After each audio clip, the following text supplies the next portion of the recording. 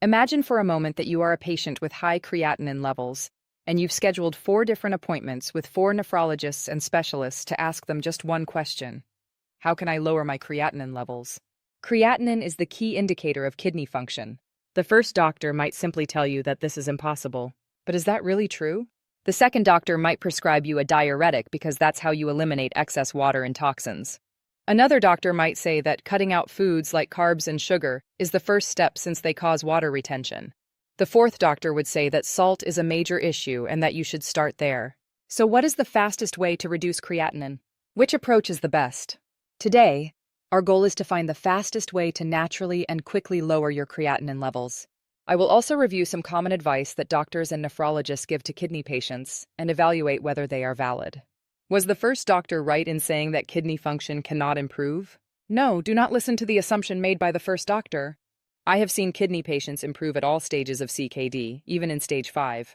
Science confirms that this is indeed possible. So was the second doctor correct? Are diuretics the fastest way to reduce creatinine? Doctors certainly love their diuretics, but I believe kidney patients should be more informed about them. Diuretics, also known as water pills, are medications that help the kidneys remove excess water and toxins. This sounds beneficial, but they also come with significant side effects that can be very dangerous for your kidneys if you are not well informed. If you are taking any diuretics, including some well-known brands, you should know that they do not directly reduce creatinine levels.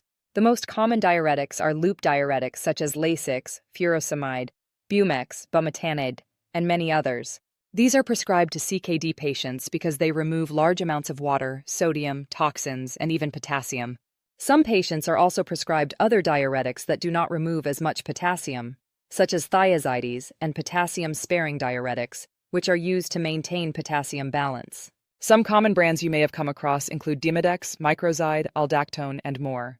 Of course, your nephrologist will determine the right combination for you, but this is not always an easy process. These medications come with serious risks for the kidneys. Prescription diuretics can help protect the kidneys, no doubt about that. The main benefit is that reducing salt and sodium in the body lowers your blood pressure. But in some cases, they can actually increase creatinine levels because they may harm the kidneys. As we can see here, if your dosage is too high or if you don't drink enough water, you may become dehydrated. This is extremely dangerous if you have kidney disease. In this case, prescription diuretics can even cause AKI, acute kidney injury, so be very careful. Learn about the medications you are taking and always drink plenty of water if possible. Now, does this mean you should avoid these prescription medications? No, always follow your doctor's advice, but also educate yourself. Let's look at some of the best natural alternatives to prescription diuretics. Are there any natural alternatives that actually work? Yes. There are several natural options that can help your kidneys eliminate excess water and also reduce creatinine levels. Here's a recommendation for lowering creatinine that only a natural medicine doctor might give you. A plant called horsetail, Equisetum. The surprising thing about this plant is that it has the ability to significantly reduce creatinine levels, as we can see, whereas conventional treatments cannot achieve this. Another thing that helps reduce swelling and creatinine levels is supplementing with magnesium and vitamin B6 together. In people with kidney disease, vitamin B6, especially when combined with magnesium, is linked to increased urine production, which is exactly what we need to combat swelling. If you have kidney disease, this combination will also greatly help with creatinine levels. Magnesium, in particular, is one of the most effective supplements you can find if you want to protect your kidneys. There are still 2 more ways to naturally and quickly lower creatinine levels. If you have CKD and your goal is to improve your GFR and creatinine levels, what is the most effective way to quickly eliminate excess creatinine and toxins? One answer to this question is eliminating carbs and sugar from your diet. If someone eats a lot of high-carb foods like pasta, bread, pizza, breakfast cereals, and anything containing sugar, removing them from the diet will cause a sudden drop in the amount of fluid the body retains. But can this strategy actually reduce creatinine levels? For some patients, it may help because, for certain people, excess carbs and sugar can be the cause of fluid retention, which leads to kidney issues. While people with diabetes are at higher risk for this problem, it can happen to anyone. Let me explain. Have you ever noticed that when you start a diet, you immediately experience rapid weight loss? It could be 5 or 10 pounds in just a few days. Has that ever happened to you? This is very common, but that rapid weight loss doesn't happen because you are actually losing body mass. What you are losing in the early phase of dieting is glycogen, a form of carbohydrate stored in the muscles and liver. This glycogen is something the body needs for energy. However, for every gram of glycogen stored, about 3 grams of water are stored along with it. This is all water that the kidneys are unable to remove, making them less capable of eliminating creatinine. This can lead to a large amount of excess fluid retention in the body, which will also raise your blood pressure.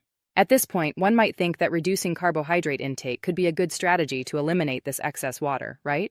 But is it effective, or is there a better way? Of course, if you force your body to use the glycogen it has stored, you will be able to eliminate more of the excess water that causes fluid retention and swelling. Since glycogen is a carbohydrate, eating fewer carbs will force the body to use up its glycogen stores.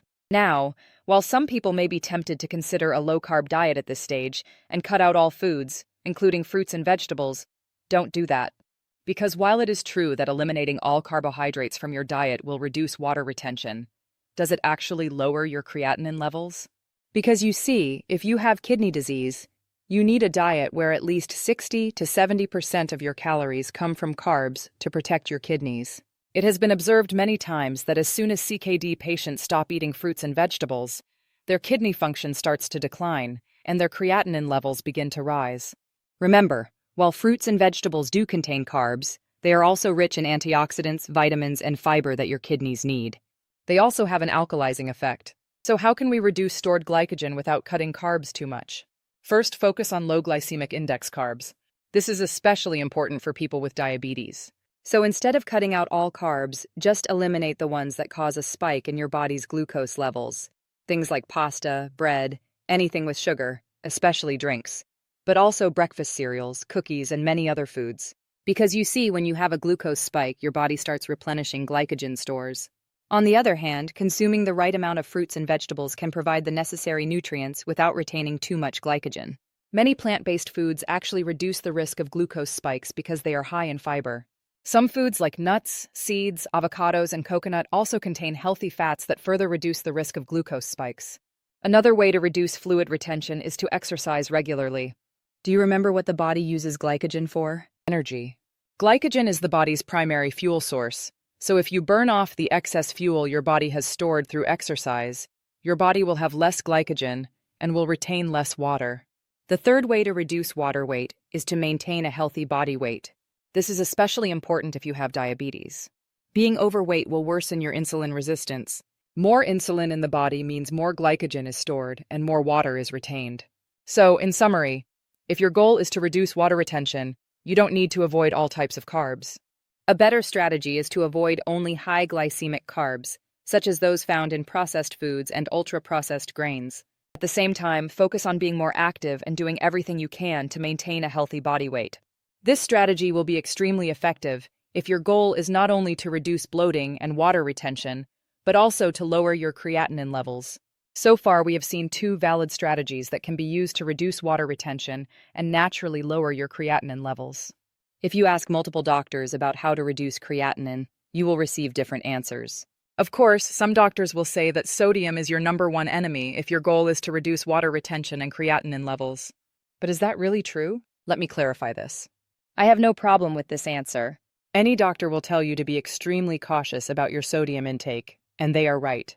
But I will tell you about a hidden danger that most kidney patients are unaware of. Hidden sodium. Most major food brands have realized that if they add a lot of sodium and sugar to their products, consumers will eat more. This is a very logical marketing strategy, but it also comes with a major side effect. Most of the foods you find on supermarket shelves will destroy your kidneys. This is why simply avoiding table salt is not enough. By the way, all the excess sodium that these marketing geniuses make us consume every day has been found to be harmful to the kidneys, even in the general population. Sodium directly damages the kidneys. Dealing with high sodium levels forces the kidneys to work harder, which shortens their lifespan, and this effect is independent of high blood pressure. So, never think that just because your blood pressure is stable or your kidneys are healthy, you don't need to limit your sodium intake. Yes, salt makes food taste better, but it's also very bad for your kidneys. This might seem like a bad thing until you realize that cutting out all excess sodium directly protects your kidneys. The reality is that the less sodium you consume, the better. Reducing sodium intake not only helps lower high blood pressure and swelling, but can also reduce your proteinuria levels. What is hidden sodium and how do we avoid it?